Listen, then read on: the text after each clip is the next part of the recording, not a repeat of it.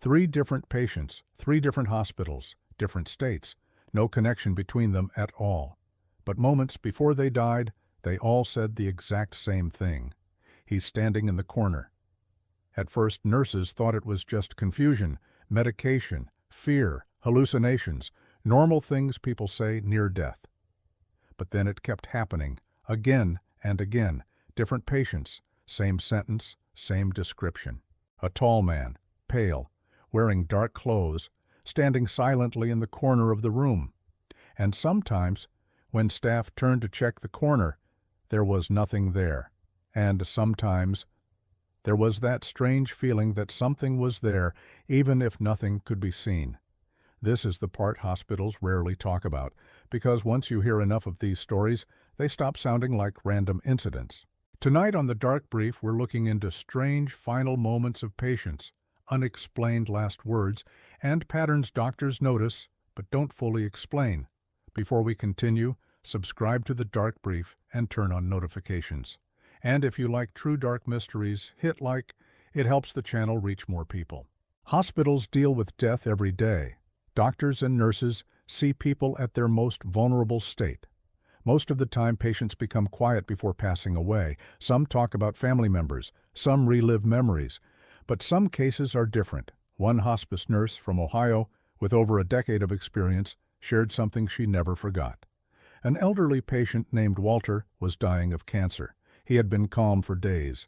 Until one night, he suddenly woke up terrified. He kept staring at the corner of the room near the window. "There's a man there," he whispered. Nurses checked.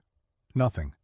But Walter kept insisting the man had been there all night, watching him. His fear wasn't confusion.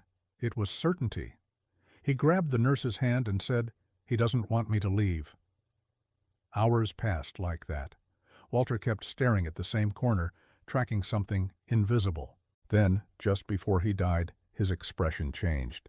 The fear disappeared completely. He whispered, "Now I understand." And then he was gone. The nurse later said the temperature in the room suddenly dropped, even though nothing in the system explained it. Most people would call it hallucination. But then you hear similar stories from other hospitals. A respiratory therapist once described a patient who suddenly pointed at an empty bathroom door. "There's a woman there," he said. No one was there, but the patient described her in detail. Black eyes, dark hair, pale skin. He looked terrified and said, "She said I only have until sunrise." He died before morning. These kinds of stories are rarely shared officially, but they are often spoken about quietly between staff during night shifts. Not all stories are scary, though. One doctor described a dying woman who kept smiling at an empty chair. She said her late husband had come for her. She looked peaceful, not afraid. And just before she died, she said, "It's beautiful." Then there are cases that involve multiple witnesses. One ICU patient, after a severe accident, suddenly woke up and started pointing at the ceiling. "They're waiting," he said. Staff asked who. He said, "The ones above the bed." He died minutes later. Sometimes monitors glitch at the exact time patients pass away. Sometimes rooms feel unusually cold. Sometimes multiple staff members feel something but can't explain it. Science says it's stress, oxygen loss, or brain activity shutting down. And that is likely true in many cases, but it doesn't explain everything.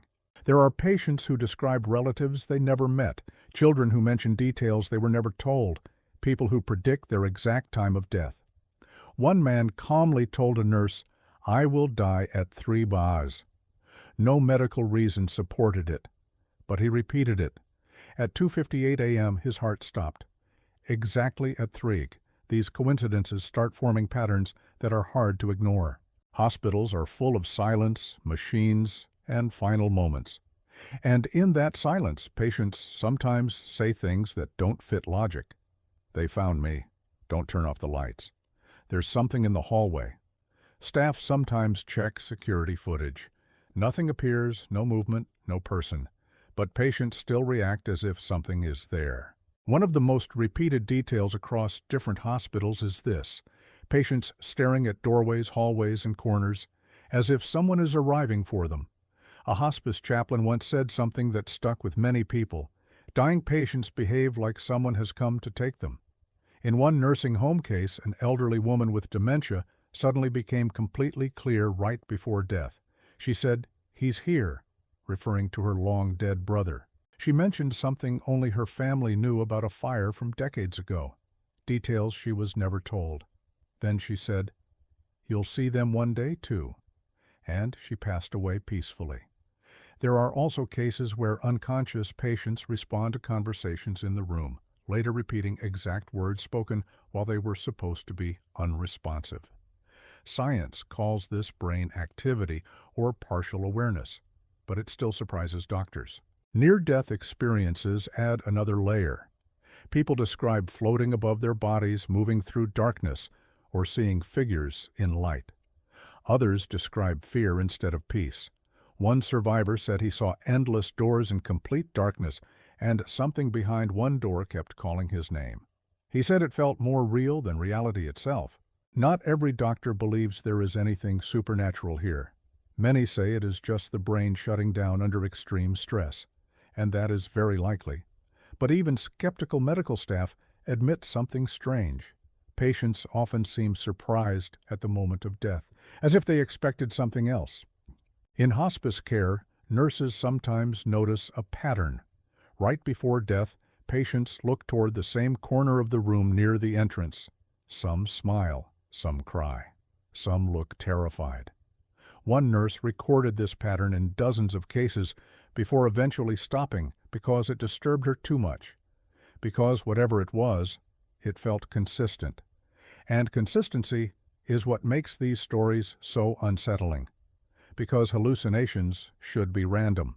But these aren't always random. Sometimes they feel structured. And that leaves one final question. If so many unrelated people see something in their final moments, what exactly are they seeing? And why does it always feel like someone is waiting for them in the corner? If this story stayed with you, comment the most chilling last words you've ever heard, or tell us what you think is really happening in those final moments. And share this video with someone who loves dark mysteries. Subscribe to The Dark Brief for more unexplained stories and disturbing real cases, because some stories don't end with death, they just change where they're told.